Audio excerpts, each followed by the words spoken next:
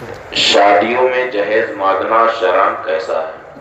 جبکہ بعض علاقوں میں اس کے بغیر شادی کا تصور ہی نہیں، یہاں تک کہ غریب خاندان اپنی زمین جائیداد بیچنے پر مجبور ہو جاتے ہیں۔ شادیوں میں شادی سے پہلے یا شادی کے بعد جہیز کا مطالبہ کرنا حرام اور گناہ ہے۔ یہ مطالبہ حقیقت میں رشوت کا مطالبہ ہے۔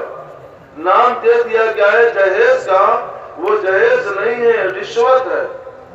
اگر کوئی شخص شراب کا نام شربت رکھ دے تو شربت کا دینے سے شراب حلال نہیں ہو جاتی ہے۔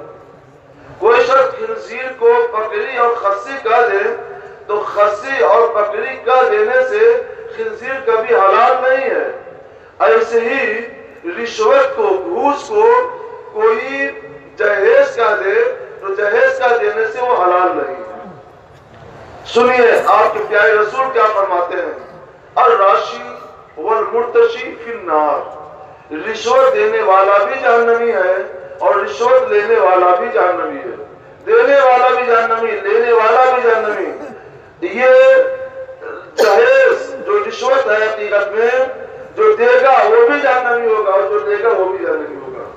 مسلمانوں آئے دن تم شادیاں کرتے ہو اور رسول اللہ کی سنت کو چھوڑ رہے ہو، رسول اللہ ناراض، سرکار اللہ کے اور اللہ تبارک و تعالیٰ ناراض، اور پھر بھی تمہیں شکایت ہے کہ ہم پر اللہ کی رحمت کیوں نہیں نازل ہوتی؟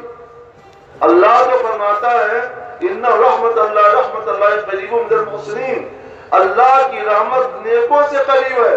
تم بد ہو گئے تو رحمت قریب کہاں سے آئے گی؟ توبہ کر لو، جبری جہیز کی لعنت پر فوراً کنٹرول کرو۔